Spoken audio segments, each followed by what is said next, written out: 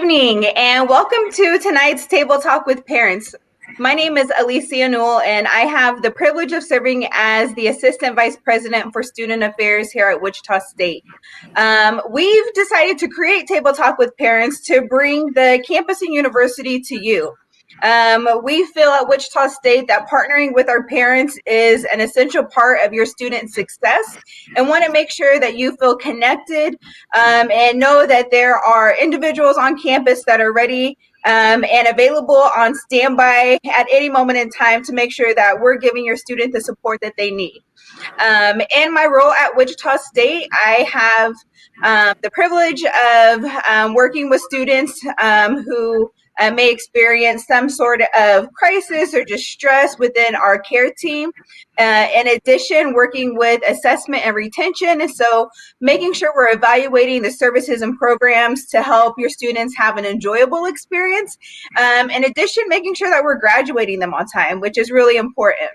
I've been at the university going on 16, 17 years. I kind of stopped counting. I'm a proud alumni of the university, and so I bleed, shocker, black and yellow every day, all day. And I'm really excited to be here tonight. Kim Sandlin? Good evening.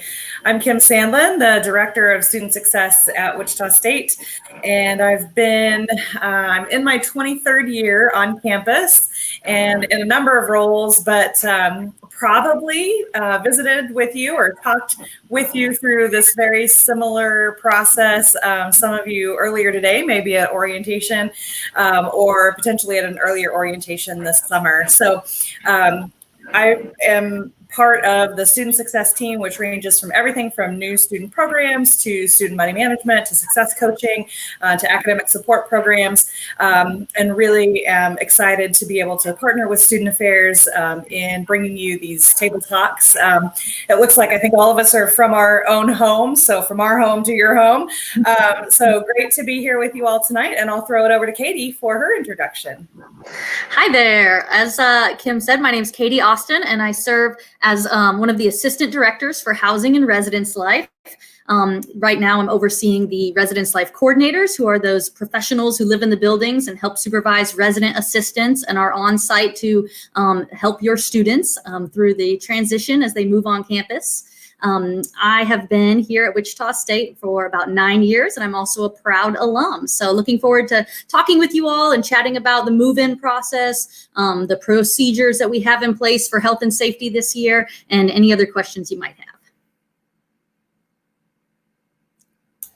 Hey everybody, my name is Randy Beggs. I'm the coordinator of student activities and student involvement, and I get the opportunity to work with our Student Activities Council, which is our main programming board on campus.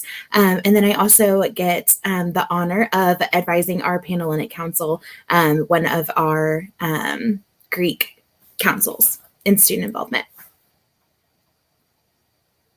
All right. And so tonight's topic is really focusing on the housing and residence life. What does that process look like for moving in? What can you expect this academic year in regards to the entire move-in process? What do we do when it's time for our students to return home over break? What is a meal plan and shocker dollars? Any questions that you have? I want to really encourage you to drop in any questions into the chat box because that's what this is all about, is really just having an open dialogue with you and answering your questions that you may have. But we're going to go ahead and kick it off with Randy Beggs, and she's going to talk to us about the importance of getting involved and really how student involvement plays such a important and critical role in student success and really helping our students matriculate from first year, second year, third year, fourth year, through graduation and beyond, and giving them the additional skill sets that they are learning outside of the classroom. And so, Randy, go ahead and take it away. Yeah, so like Alicia said, involvement is just so important to a student's ability to be successful in college. We know that you're here to get your degree and to go to class, and all of those things are so important. But we also think it's extremely important that you spend some time with us in our different opportunities and organizations. to grow your involvement, to make connections across campus, to make new friends, to network with our staff and members of the Wichita community. There are just so many benefits to involvement. There's a lot of studies that show that students that are involved on their campus are more likely to graduate, persist all the way through graduation with us. And that's why you're here. You're here to graduate and get a degree. And so involvement is a key to being successful in making that happen. But like Alicia said, involvement opportunities help your students grow their skills that they don't necessarily always touch on inside the classroom. So things like conflict management, working with others, teamwork and collaboration, learning how to balance their lifestyle, coming from living at home to possibly living on campus or on their own. That's a hard transition to make. And that's a lot of things that their involvement opportunity can help them with. Getting connected with peers and learning from people in across campus in our departments, but then also people in their industries, the places where they're trying to grow their careers. Involvement can help them connect with those people so that they're more likely to hopefully get a job after graduation. I'm sure that's what you all want, is for them to be employed after they finish up with us. And we just want them to have fun. Your college, maybe if you were a college student, think back to that experience and all of the fun things that you did. All of those things were most likely some kind of involvement opportunity. Class is so fun, but also, get involved and have fun with us. We have a ton of different ways for students to get involved on campus.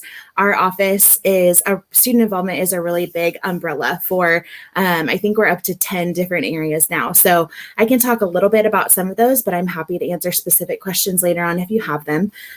Some of those areas are Student Activities Council, which I mentioned I advise. That's the board that puts on all of our social events for students, or the majority of them.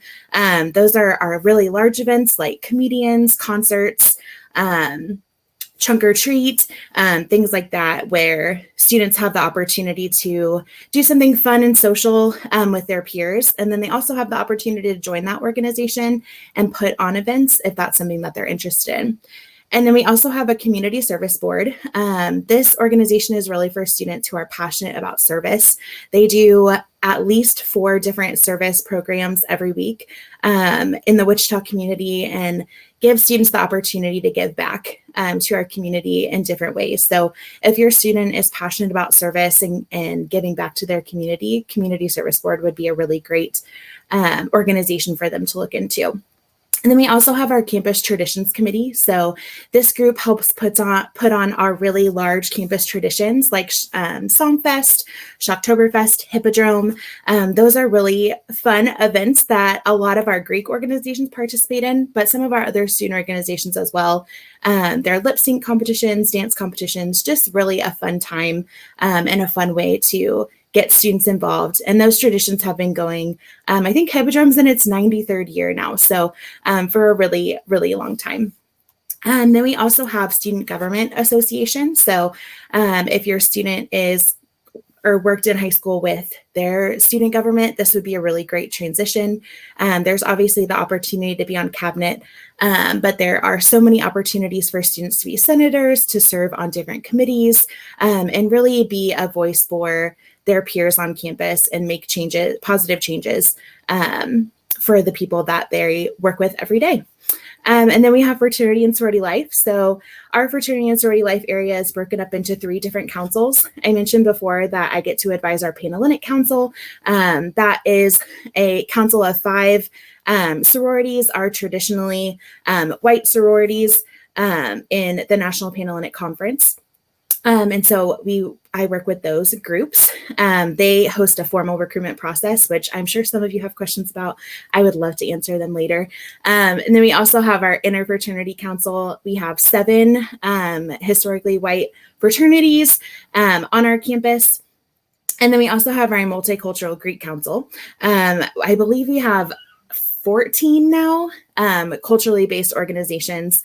Included in that is our National Panhellenic Council, which are historically Black fraternities and sororities. We have 8 of the 9 that are available, which is a really cool thing we like to brag about. So that's our fraternity and sorority life area. You see, what else did I forget? And then student organizations. So we have over 350 student organizations on our campus. We recommend that students get involved in 2. So one that's just for fun, and then one that connects to their major or an area of interest that would connect them to the classroom. So I think I saw a question about how many you should get involved in. That's our recommendation, but also it's all about balance for students. It's whatever they feel like they can handle. And if they need to have a conversation about what that looks like, that's what all of us in student involvement are here for, to help get them connected in a way that makes sense for them. So like I said, we have over 350. All of those organizations can be found on ShockerSync. The website for that is shockersync.wichita.edu. And that's probably the best way to start to navigate and research some of those groups. You can search in there by keyword. So if you're interested in dance, you can type in dance and get any organizations that have anything to do with dance in their descriptions or their names, and various other things, but you can search it that way. And then if we don't have an organization that you're interested in, we can help you start one. So that's another fun way that students can do something really cool, start an organization during their time here. That's a really cool thing to be able to say that you did with your experience. And then we also oversee the Cadman Art Gallery. So if your students are artists or like to be creative, that's an opportunity where they would be able to showcase in our galleries that are in the first floor of the Radigan Student Center. I think that I hit on all of them, but I'm, again, happy to answer any questions later on. Great. Thank you, Randy. All right. Kim, you want to go ahead and throw it over to housing? Great. Sounds good. So there are lots of things we could talk about with housing. Hopefully at this point, your student has signed a contract, committed to living in on-campus housing, whether that's Shocker Hall, the suites, or the flats. There are still spaces available. So if your student is on the fence and hasn't made that decision yet, there's still opportunities to tour any of those spaces and to make that decision to be in on-campus housing. But most of you, I'm guessing, have already committed to that. If you're here today to hear more about maybe move-in and what that's going to look like, your student received an email in mid-June asking them to log back into their housing application and pick an arrival time slot. We're asking everyone to sign up to tell us when they are going to be arriving on campus. The options start as early as August 8th and go through August 15th. The reason for this, different from other years where we have a big to-do over 2 days, where we move in hundreds of students at a time, which is a lot of fun, and we're kind of, obviously going to be missing that fun and festivities. But the reason for the sign-up sheet is so that we can guarantee that there are far less people moving in at any point in time in order for us to obtain proper social distancing and, again, focus on that health and safety component. So only 10 students will be moving into any building at any given time. So 10 in Shocker, 10 in the flats, 10 in the suites. And instead of going to Coke Arena for the big check-in like we've done in the past, students will report directly to their building.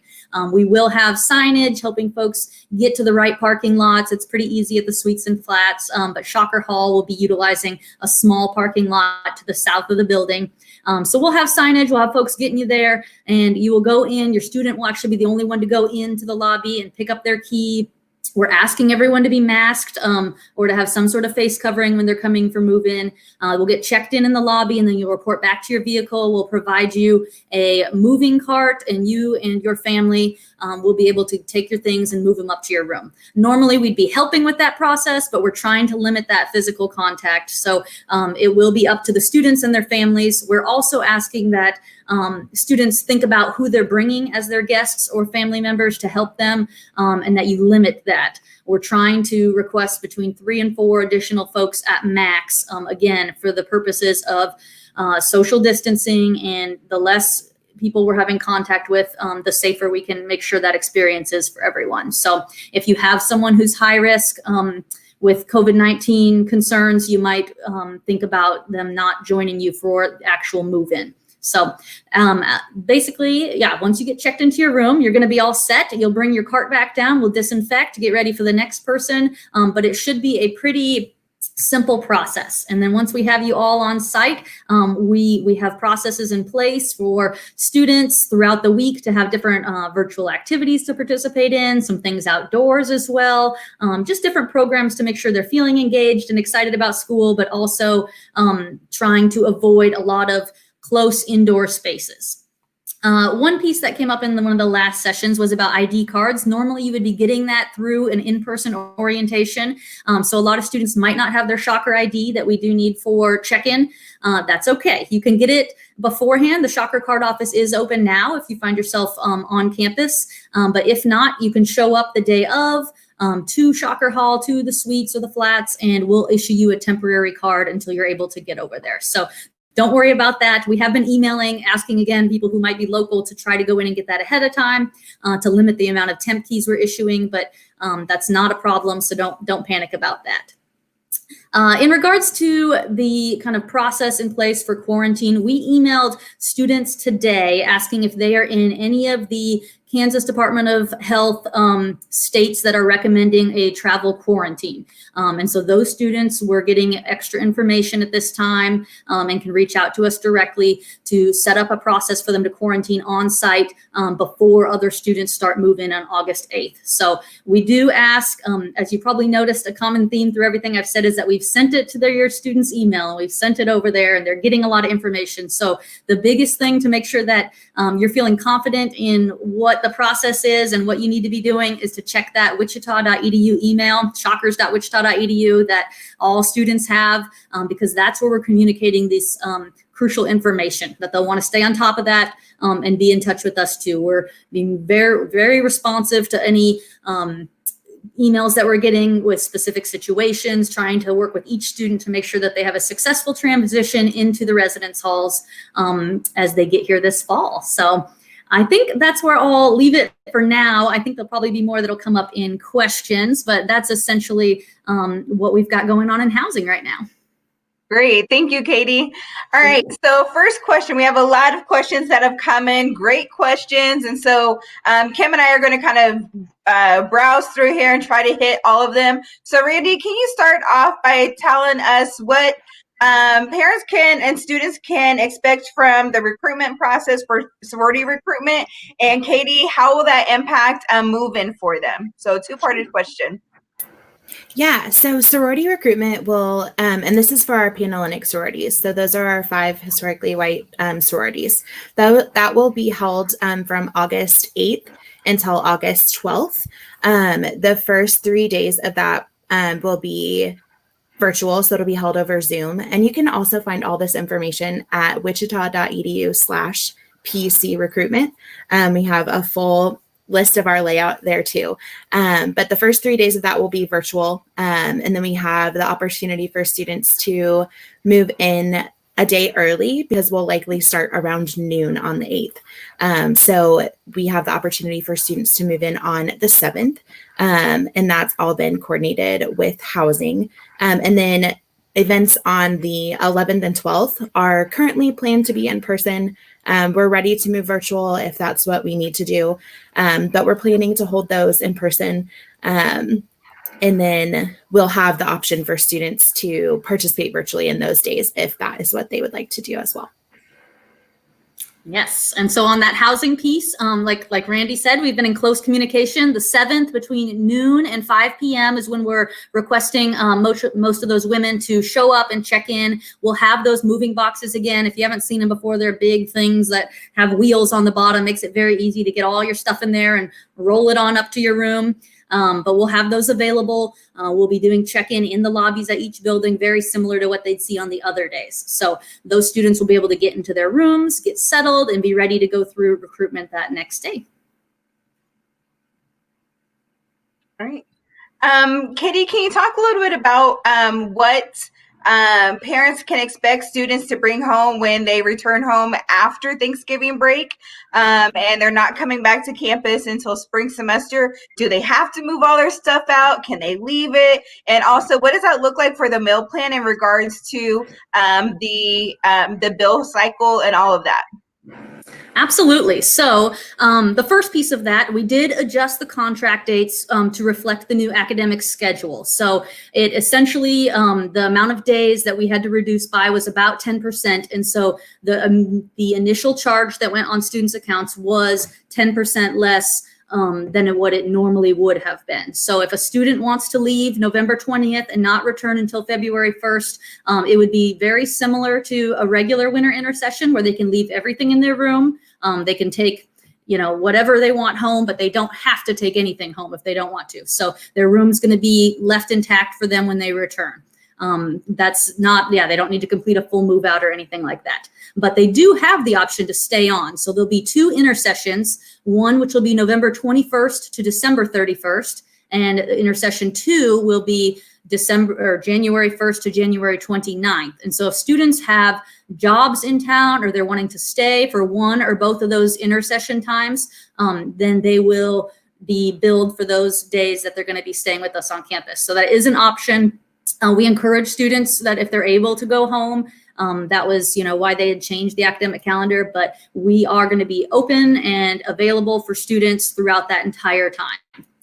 In regards to the meal plan, what they did was they added a 100 bonus dollars onto each account to make up for that difference in the amount of days that was on the original charge. So students with meal plans, like a Shocker Hall student who has an unlimited meal plan, has a certain amount of dining dollars attached to their plan, depending which plan they picked. So these bonus dollars are very similar to dining dollars, which are pretty similar to Shocker dollars, except your dining dollars are with your meal plan, so they do expire at the end of spring semester.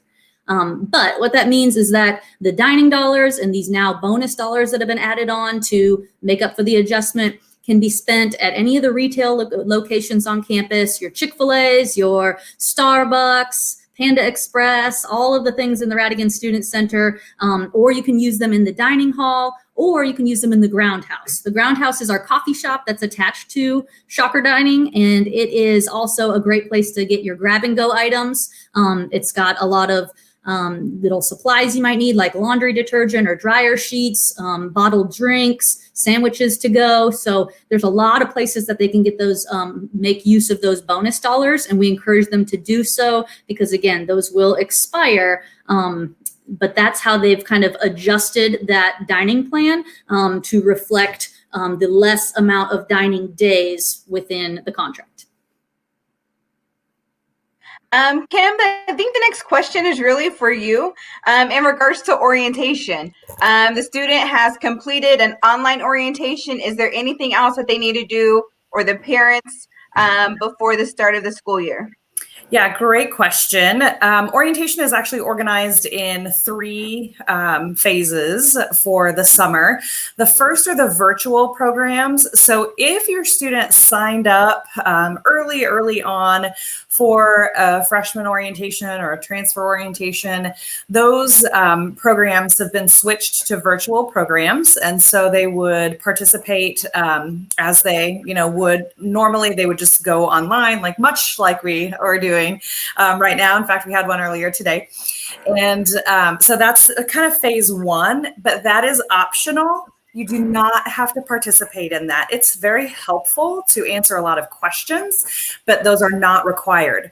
The online modules, I think you're referring to, are the we sent an email to your student at their Shockers account and gave instructions on what to do. Modules 1 and 2 are complete. We're getting ready to release module 3. Each of those take about 45 minutes to complete, completely on your own at your convenience.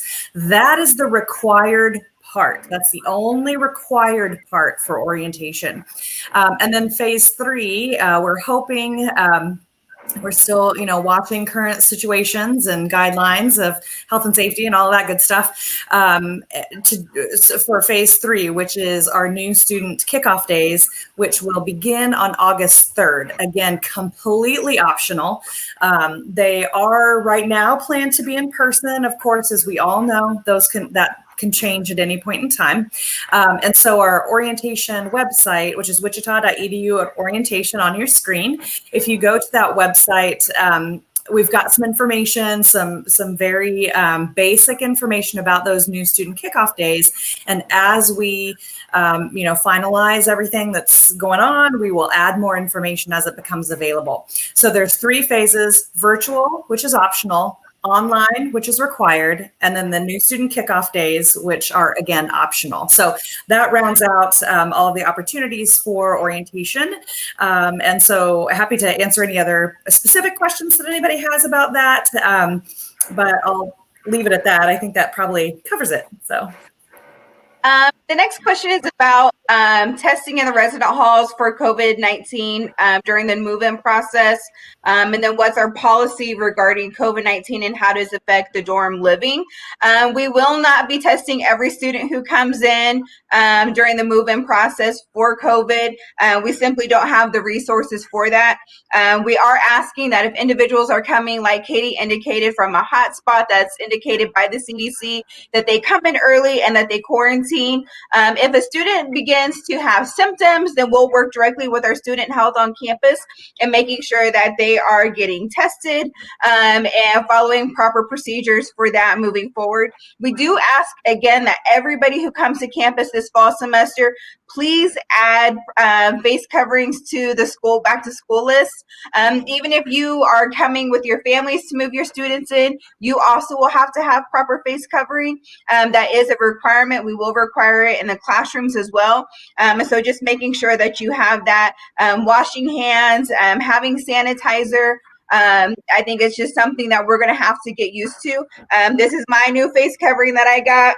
Love it.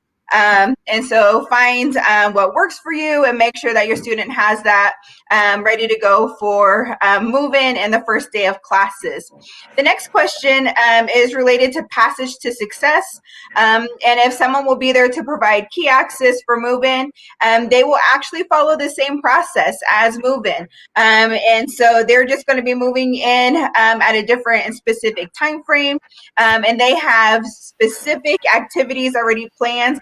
As soon as the students move in, yep, Kim, go ahead, chime in. Oh, no, sorry, I was going to let you finish. And you get to hear from Alicia and I again at a parent program, so you want to sign up for it because we'll be there to help you out.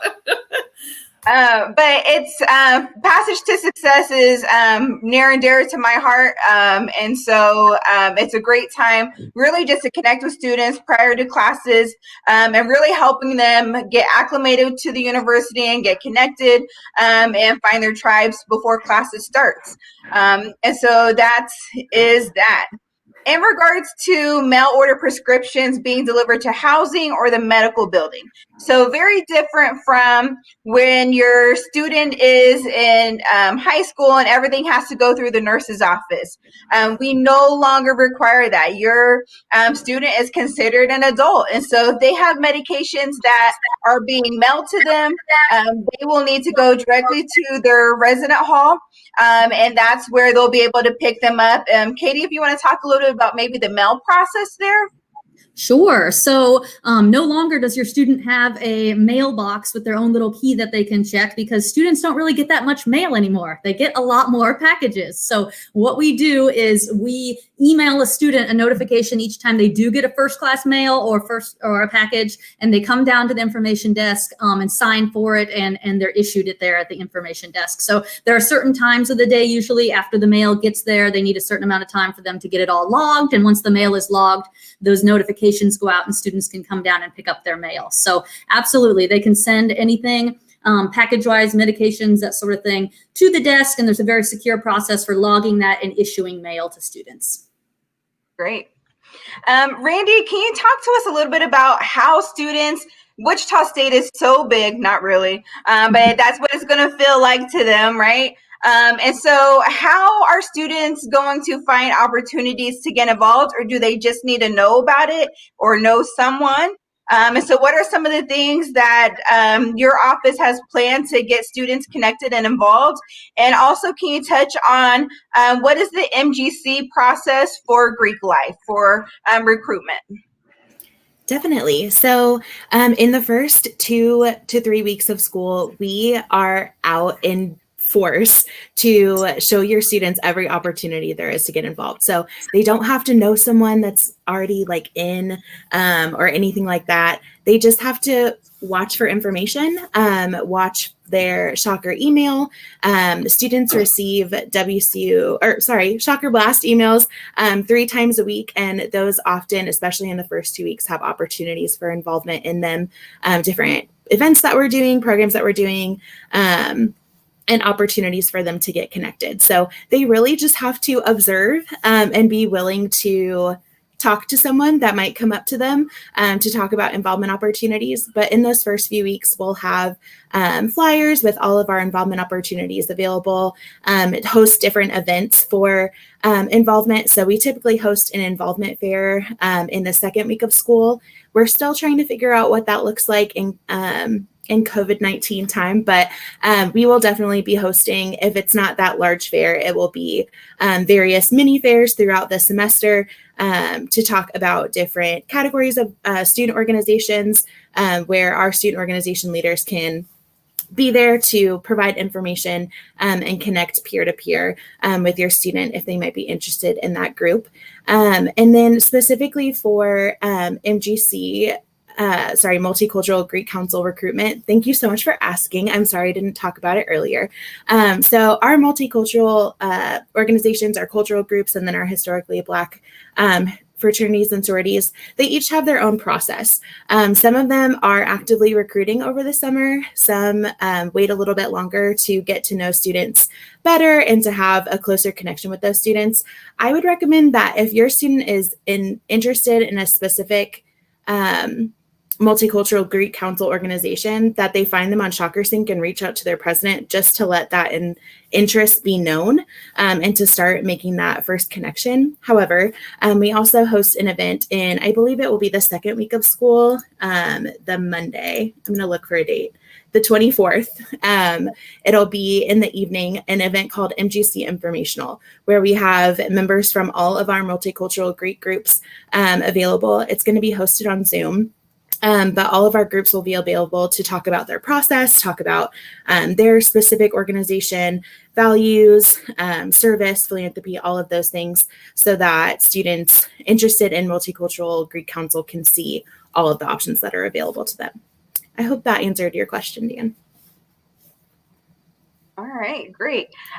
So Katie, can you talk about, this is always one of my favorite questions. It's either we're really excited to move all of our student stuff out, or I'm like crying because I don't want them to take anything. So what can parents expect and anticipate? What does their student need to take, and what should they leave at home? And also, can they hang things up on the wall? What does that look like? Or refrigerators, all that good stuff, laundry. Absolutely. So you were talking about things to add to the list, like masks and hand sanitizer. We did put those on our packing list now. So those are considered must-have items. But things that you don't need to bring is just a lot of extra stuff for your first at least month. You know, some people might go home at Labor Day, or showing up with less is usually better. There's folks who try to maybe put a little too much into a small room to get going. But things that you might want a microwave or a mini fridge. We did have the optional rentals for folks to rent what we call micro fridges. It's both the microwave and the fridge, as well as safes and loft kits. Those requests have, the deadline has passed for those, but if we have more inventory open up or people cancel their request, that's always an option. But that is within your student's housing contract. There's a tab for optional rentals where they may have seen that. So those are popular things: microwaves, mini fridges, a TV. Shocker Hall does have cable in there, so they can hook up a TV to that. They'll want to decide maybe who's bringing one, if they have some common space that they're wanting to put one in, versus a traditional room where they might want their own for their own sides.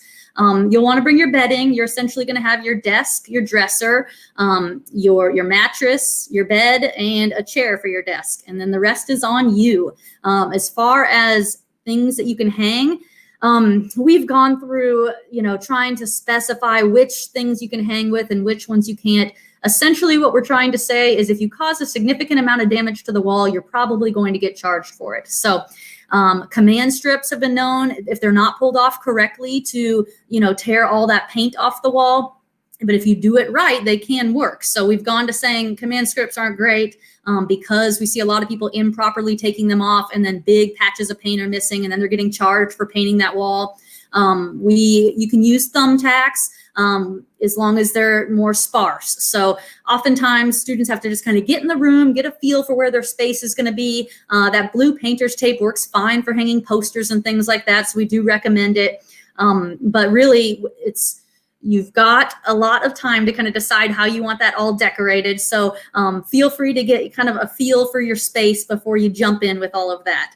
Somebody was asking about dimensions. There is such a variety of room dimensions in Shocker Hall or the suites. They are no longer the, standard style cinder block, 10 by 12 rooms. There's, corners, there's 2, 3, 4 bedrooms. So there is just a wide variety depending where in the hallway they're at. So that's why it's not easily available to find room dimensions, because that might not accurately reflect the specific room that your student is in. You can come on campus and see what that traditional double looks like. That tour room is open. But again, we just ask people to show up with an open mind, be flexible so that you can kind of take in your space, see what you think, and then decide how you want to move forward from there. We do have things like vacuums and cleaning kits that residents can check out from the front desk, so you don't need to necessarily show up with those. We have cookware that they can use in the lounge, kitchen, laundry. We call them LKLs over in Shocker Hall. They can use their credit or debit card for laundry at Shocker Hall, so you don't necessarily need to show up with a ton of coins or cash for that. And in the suites and the flats, they have in-room laundry, so that's free and available for them to use their washer and dryers, so that's pretty handy. So yeah, we again have a lot of people that generally show up, kind of figure out what they're going to do with their space. You do have the ability to raise your bed a little bit to put some storage underneath, or you can request a loft kit like many people did to loft the beds. And then, yeah, once they get the lay of the land, a lot of them go with their family off to Walmart or Target, make a trip, find out what supplies or things they were missing that they decided they wanted to have on hand, and then kind of send them on their way. So that's how we've seen it done a lot. Yeah, less is more to get started. All right. Artie, so unfortunately at this time, we do not have the technology for students to send in a picture and for us to authenticate it in order to send an ID back to them. And so whenever your student gets on campus, feel free to go ahead and send them on over to us at the Radigan Student Center, and we can get their Shocker ID taken. But there is a process in place by housing to make sure that we can get your student in their room. We're not going to have them locked out, but it is important that we get that ID as soon as possible. And there is a question, Randy. Do you know when the schedule for recruitment will be published?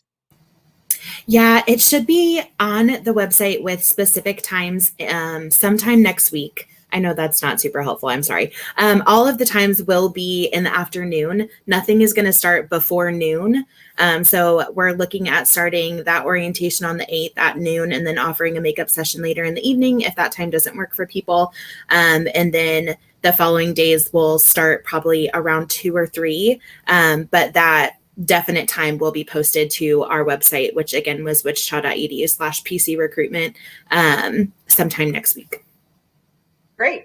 All of our housing on campus does have Wi-Fi, and so you don't have to worry about sending a hotspot with your student to campus.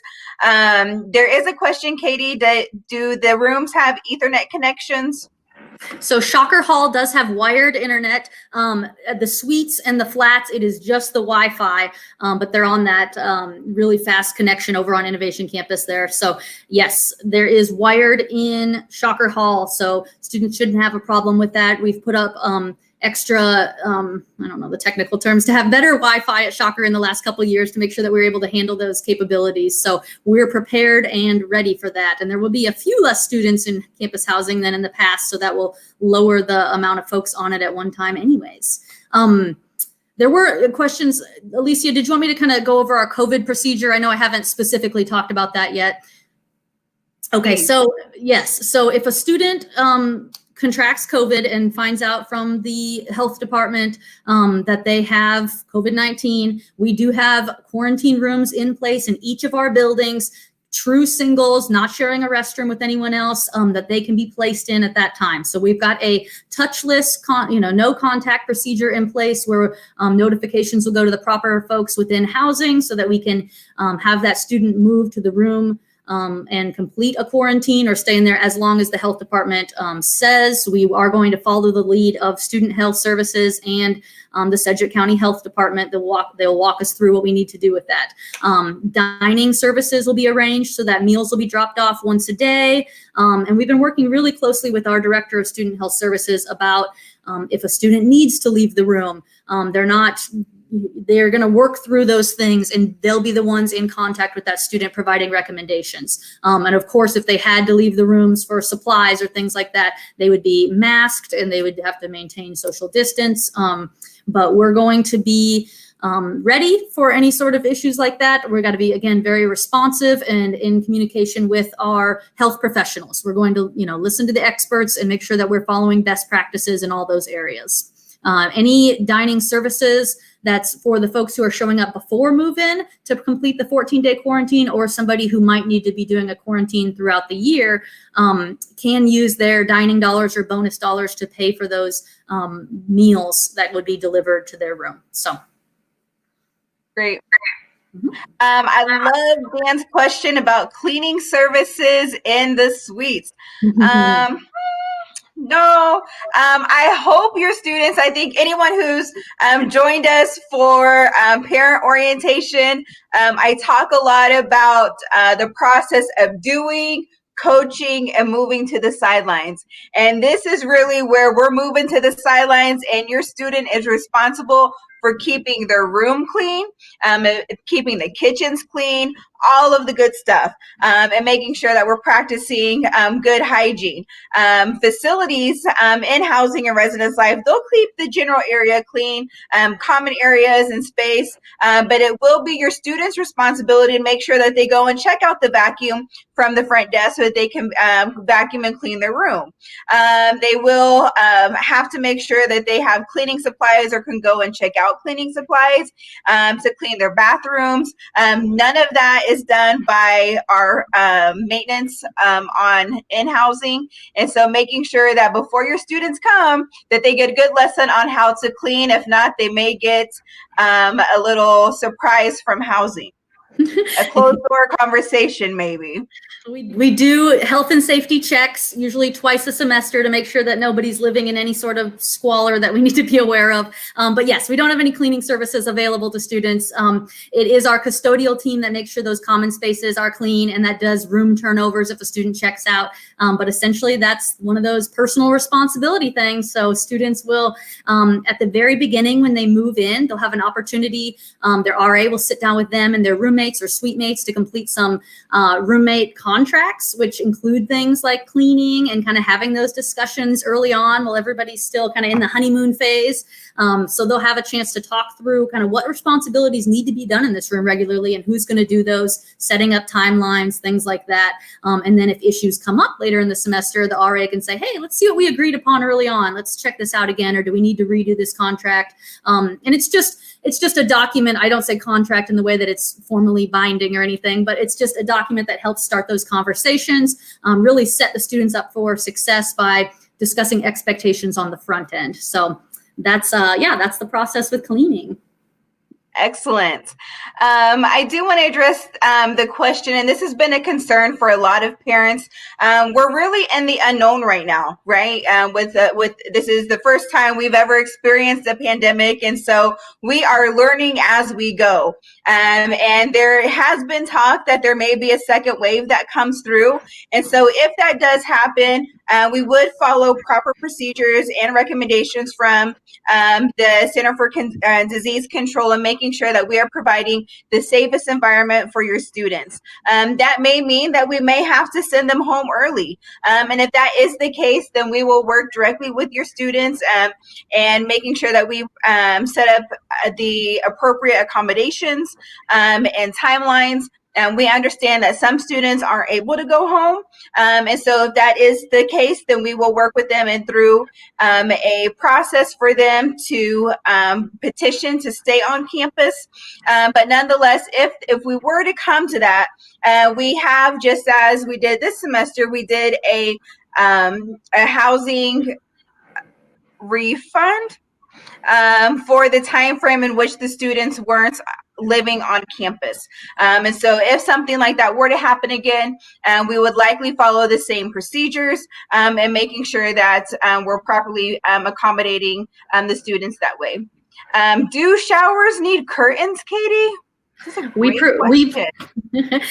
provide the plastic curtains, but a lot of people want that secondary pretty curtain on the outside. So they're more than welcome to bring like that fabric curtain, but we provide the inner curtain for you. Along those same lines, I saw maybe a question about maintenance requests. Students put those in at the front desk. We have a fabulous maintenance team that handles any issues that might come up. If there are emergent issues that are happening in the middle of the night and they need somebody to come out, we have a maintenance on duty who can come out, say something's flooding or something like that is happening, versus a light bulb that needs to be changed. That will be done, during the regular working hours. But got a great team in place. They do a really great job. A lot of the students get to know them pretty well if they see them around the building and get chatting with them. So it's an easy process. It's done through the front desks. Great. Kim, can you talk a little bit about what does it mean to have online classes, and what's the difference between that and traditional method in class, hybrid class, because there seems to be this mixed method of delivery for courses and how that really impacts the overall student experience when it comes to learning. So can you touch on that for us? Yes. So our faculty have been working to determine whether classes will be offered online or in a hybrid format. If they are online, that means it's completely asynchronous. It's like, what does asynchronous mean? I don't even know. I had to look it up because I kept getting confused. So asynchronous means it's completely in your own time, at your convenience. You have to meet deadlines and due dates and things like that, but it's completely online at your own pace, at your own speed, when you want to, 2 o'clock in the morning, 2 p.m., whatever. That's online. In-person is traditional in-person. There's not going to be a traditional in-person class. If there are any, they're going to be very, very few. There are exceptions with some labs. There are some labs that have gotten approval to meet in person because they have to. There's absolutely no other way to have that experience and to get that knowledge. But in terms of the other kind of more traditional in-person, that's not happening. It's not happening here. It's not happening really most places. So then there's this big gray area in the middle, which is hybrid. And there are two categories I've learned recently about hybrid classes too. So there's hybrid online, which is your instruction is online, your exams are in person. And then there's hybrid, just hybrid, which is there are some classes that where your student will go to a classroom and be in person, and the rest of that mix will be something online, whether that is Zoom or Microsoft Teams or another platform. It's going to be some kind of mix of in-person and online. So no matter what, your student will have some level of online learning happening. And we do have a really great website. We talk about it at orientation two websites actually that I want to talk to you guys about. If your student wants to know which class or how each class will be taught, they can go to wichita.edu/fall 2020, and you can look up your class by course reference number, CRN. We talked about that this morning in orientation. Course name, course number, instructor. You can look up every single individual class to figure out if it's hybrid or is it online. Now, some faculty have put out a lot more detail than others, saying this class is hybrid, but the exams are in person, everything else is online. Or some faculty have gone out and listed a lot of information about what the student can expect and what platform they're using, et cetera. There is a lot of variance from faculty member to faculty member, class to class on what information is on that website, but it's been really, really helpful for students to figure out and help plan for the fall, how much will be online and how much could potentially be in person. The other website that I want to share is wichita.edu/remote student. And that one is a great chance if your student didn't necessarily excel. I'm assuming many of you are parents of new freshmen coming in from high school. Their online high school experience was probably going to be a lot different than their online college experience. And so that remote student website will be able to kind of walk you through it. Step one is check your tech. So it simply says, do you have what you need to get started in having a laptop and access to Wi-Fi and things like that? Then it gets into the platforms that we use, how to use Zoom. Here's some interesting tips and tricks and blurring backgrounds and closing your screen off and joining by phone and, things like that. There's a lot of great information to help guide a student in that way. And so those are the two websites I would say. I saw a question come in, have a concern. Some students learn better in a classroom setting versus online. Yeah, that's a reality. And I think that has a lot to do with students who have come through a traditional educational system have never had to learn to do anything online. They've never practiced. It's not that they're not good at it. They just have to put the effort in to learn how to be good at it, right? So there's a big learning curve with that goes with that. That's why we put some of these resources out for students. The remote student website being one. I would say our university has had a pretty good record for having quality online programs. We don't have a ton as far as the number of majors that we have online, but the quality of those majors are really great. The quality of the programs are really great. Our faculty go through a Quality Matters training to make sure that their instruction is meeting a certain level of quality, to make sure that, we know that it's a challenge for us to create that traditional experience. It's not going to happen. It's not going to be a traditional experience.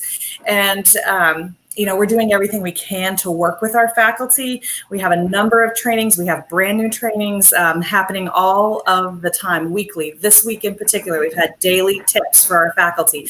Don't forget about this, how to connect on discussion boards, how to create that classroom community within your pedagogy or your teaching, right? So it's going to be different. It will not be traditional. It will not be a traditional classroom setting for the majority of classes. There will be some, but it's going to be greatly reduced. It's going to be different. It's going to be different everywhere. So, know that we are doing everything we can to prepare our faculty and to put resources out on our websites and elsewhere on social media, pushing information out. Get started now.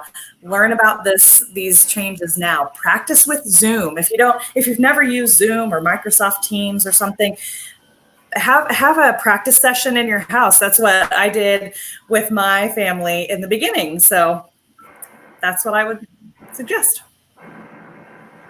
Thanks, Kim. That I'll just mention is that really talk to your student. You know your student better than anybody else. You know that your student really excels in this subject and they may struggle in another. Making sure that you are looking at their schedule and asking them, do you really think that you can handle this schedule, or what classes are you nervous about? And finding out in advance what support the university has to offer to making sure that we're able to help get your student through that course. The one thing that I really cannot preach enough is that we have so many students. I was one of them. I'm a first generation college student. I failed math 5 times before I passed it. And the only reason I failed it was because I failed to ask for help. I thought that, it's taboo to ask for help. Like, I'm not one of those people. That's for them.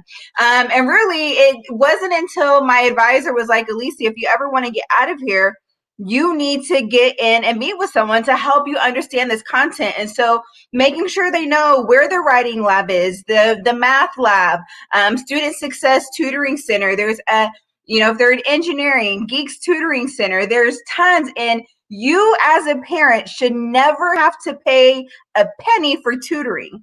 I have a lot of parents who say, I'm having to send a check for a tutor. I'm like, why?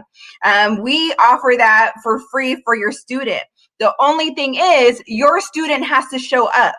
I'm going to say that again. Your student has to show up. If your student doesn't show up, we can lead them there, but they have to be willing to put in the work. And so making sure you share those opportunities with your students.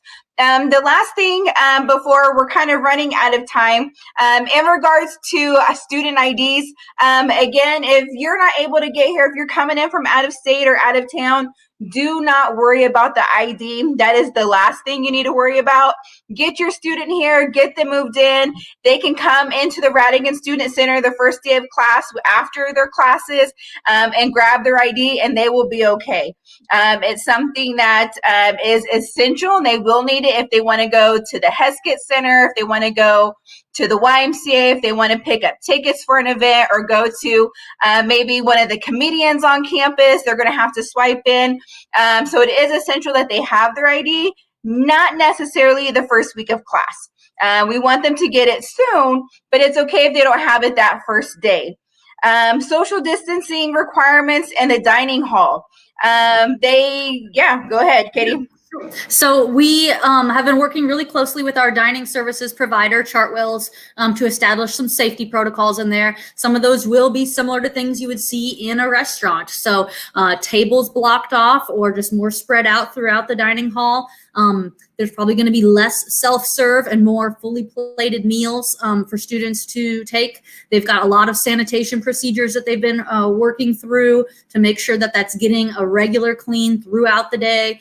So we're feeling really good about that. If things change and there's a need for us to go, we have a spike in cases or things, they'll probably do what they did in the spring, where they went to all grab and go items. So it was, more of a boxed lunch setup, or you indicated which items you wanted, and that person with the gloves put it on so that it wasn't as many hands kind of touching things. So they've got a lot of great stuff. They're working with their the national Chartwells folks who have their best practices in place and getting training completed so that we can really operate that facility in the safest way possible. So there's options for it to get more, like I said, more grab and go, and there's options for it to stay kind of as is now if you went to a restaurant. Great. I promise your student will not go hungry.